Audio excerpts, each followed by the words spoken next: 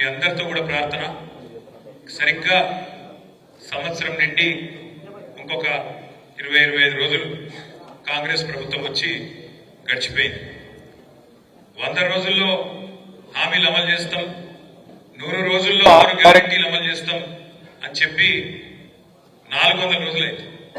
100 రోజులు పోయింది, 400 రోజులకు వచ్చింది. 6 గ్యారెంటీలలో అర గ్యారెంటీ మాత్రమే అమలైంది. 6 గ్యారెంటీల్లో అర గ్యారెంటీ మాత్రం అమలైంది. అది ఏది? అదొక ఫ్రీ బస్సు. అది తప్ప ఇంతవరకు ఒకటి కూడా సరిగ్గా చేయలేదు.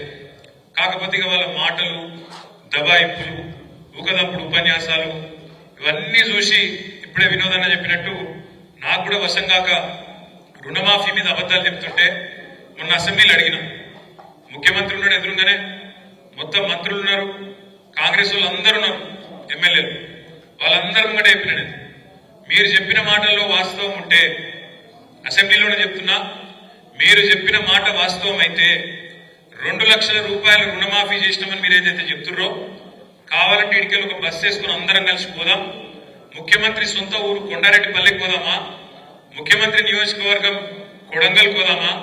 కాంగ్రెస్ వాళ్ళు పాపం వాళ్ళు బయటనేమో నరుకుతుండ్రు, అసెంబ్లీలో అడిగే వరకు నోరు పడిపోయినట్టు అయిపోయింది. ఏం చెప్పాలి? అటు ఇటు ఇటువంటి చూసారు. వెనకకెళ్ళి పెద్దపల్లి ఎమ్మెల్యే వేసాడు జంగుమని. పెద్దపల్లి ఎమ్మెల్యే ఉన్నాడు విజయరామనారావు, మా మాజీ ఎమ్మెల్యే మనోహరెడ్డి సాబు ఇక్కడే ఉన్నాడు. విజయరామనారావు లేచాడు, ఆయన ఎందుకు రేషం వచ్చింది లేచాడు, మైక్ తీసుకున్నాడు. ఏం చెప్తాడు నేను అనుకోండి, మీరు రాత్రి తమ్ముంటే పెద్దపల్లికి మా దగ్గర 70% రుణమాఫీ అయింది అన్నాడు. నేను అదే, మీరు సిగ్గులేదురా పోయి, మీకు ముఖ్యమంత్రి 100% అంటాడు, ఎమ్మెల్యే 100 అంటాడు, బయట బ్యాంక్ కూడా చాలా అంటాడు, బయట పోతేనేమో 20% కాలేదు, సిగ్గు ఇచ్చేది లేదు మీకు, కనీసం అబద్ధాలు చెప్పుకుంటున్నా ట్రైనింగ్ తీసుకొని చిని మీరు బేకారు అని చెప్పాను. వాళ్ళ వాస్తవం ఏంటంటే వాళ్ళకు పరిపాలన సాధన అయితే లేదు, వాళ్ళకు నడపస్తలేదు, నడపరాక ముఖం బాగాలేక అద్దం పలుకుతున్నాడు ఎక్కడికోడు గట్ల. ఇప్పుడు ఏంది? నాకు నడప సాధన అయితే లేదు, ఏం చేయాలి మరి? నేను రాష్ట్రం పరిస్థితి బాగలేదు అని చెప్పాలి. రాష్ట్రం పరిస్థితి కాదు, నీ నెత్తి బాగలేదు, నెత్తిలో గుజ్జు లేదు, దానికి ఎవడేం చేస్తాడు?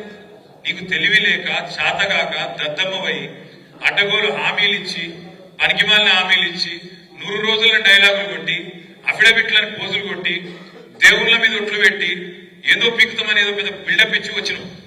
వచ్చి ఇవాళ ఏమైతుంది?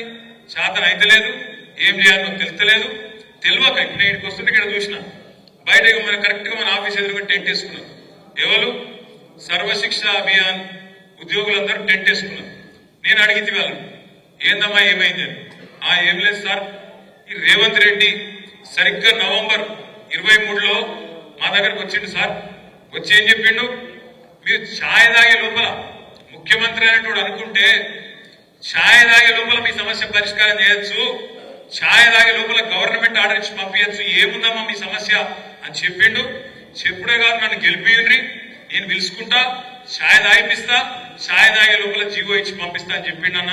మరి ఆయనకు ఛాయ్ పత్తి దొరుకుతలేదా, పాలు దొరుకుతలేవా, నీళ్లు దొరుకుతలేవా, ఏం దొరుకుతలేదో మాకు అర్థం కాక టెంట్ వేసుకొని కూర్చున్నాం అన్నారు.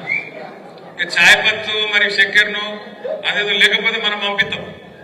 22,000 మంది వాళ్ళు ఎదురు చూస్తారు. ఆడబిడ్డలకు చెప్పిండు, కేసీఆర్ ₹1,00,000 ఇస్తాడు, నేను తులం బంగారం ఇస్తాను. మరి ఇప్పుడు బంగారం చేపలు దిగుతలేదా? ఆయన పుడతలేదా బంగారం? తులం బంగారం దొరకలేదా? సంవత్సరం అయిపోయి ఎన్ని లెగ్గాలైనాయి? 4-5 లక్షల పెళ్లిలైనాయి.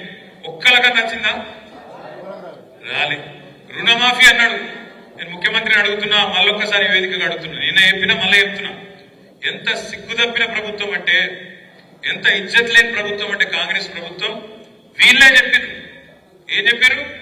డిసెంబర్ 3కు ముందు తీసుకుంటే, అప్పుడు యాదుకుండాలి మీకు, మనం రైతు బంధు కోసం 7,600 కోట్లు తయారు చేసి పెట్టినాం డిసెంబర్లో. పోయిన సంవత్సరం ఇదే టైం పెడితే రేవంత్ రెడ్డి ఉత్తరం రాసిండు ఎలక్షన్ కమిషన్, మీరు అర్జెంటుగా ఆపాలి, లేకపోతే ఎన్నికల ప్రభావం పడుతుంది, కేసీఆర్ మళ్ళీ రైతులందరూ మళ్ళా ఓట్లేసి మళ్ళా గెలిపిస్తారు, మీరు ఆపుండ్రి అని ఎలక్షన్ కమిషన్ ఉత్తరం రాశాడు.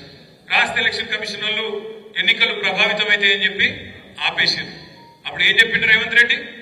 డిసెంబర్ 3కు ముందు తీసుకుంటే ఎకరానికి 5,000, డిసెంబర్ 7 తర్వాత తీసుకుంటే ఎకరానికి 7,500 అన్నాడు. 7,500 కాదు, 75 పైసలు ఇచ్చిండు అవి.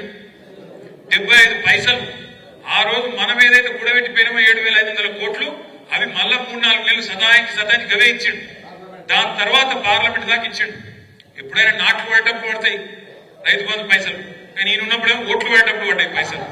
ఒకట్లుంటది కాంగ్రెస్ పెట్టుకుంటే. అట్లా ఈ కాంగ్రెస్ ప్రభుత్వం వచ్చినాక రైతు భరోసా రూపాయి కూడా ఇయ్యలే. మనం దాచిపెట్టిపోయిన రైతు బంధు పైసలే ఒక్కసారి ఏడిపించి 6 నెలలకు ఇచ్చిండు తప్ప ఈ సంవత్సరంలో ఒక్కటంటే ఒక్క పైసా కూడా రైతుకి ఇయ్యని ముఖ్యమంత్రి రేవంత్ రెడ్డి. అదొక్కటే కాదు, మీకు యాదుకుండాలి, ఏమన్నాడు ప్రతిపక్షంలో ఉన్నప్పుడు 3 పంటలకు ఇవ్వాలి. ఏది 3 పంటలకు? ఇప్పుడేమంటాడు, రైతు ప్రమాణ పత్రం రాసి అన్నాడు. ఇప్పుడు మా బొప్పాపుడు శ్రీనివాస్ రెడ్డి నాడు ఇప్పుడు ప్రమాణ పత్రం రాసియాలి. ఏమని? నేను సాగు చేస్తా, నేను ఖచ్చితంగా వ్యవసాయం చేస్తా అని రైతు ప్రమాణ పత్రం రాసి అధికారులకి అన్నాడు. కేసీఆర్ ఉన్నప్పుడు మీరు ఎక్కడైనా దఫ్తర్కు పోయినా రైతు దరఖాస్తు పెట్టిండా రైతు బంధు కోసం? ఎవరికైనా దండం పెట్టినవా? ఎక్కడ దండం పెట్టేది లేదు. 80,000 కోట్లు ఏది ఒక రైతు బంధు. ఇంకో దిక్కు రుణమాఫీ రూపంలో మరొక 27,000 కోట్లు. 1,07,000 కోట్లు రైతుల ఖాతాల్లో రూపాయి లంచం గాని పైసా లంచం గాని లేకుండా 70 లక్షల మంది రైతుల ఖాతాల్లో టింగు అని మంచిగా ఫోన్లు మోగుతుంటే నాట్లు పడేటప్పుడు మంచిగా పైసలు పడేటట్టు సౌలత్ ఏర్పాటు చేసింది కేసీఆర్. ప్రపంచంలో ఏ మూల ఏ క్షణం ఏం జరుగుతుందో వేగంగా తెలుసుకోవడానికి తొలి వెలుగు వాట్సాప్ ఛానల్ని ఫాలో చేయండి.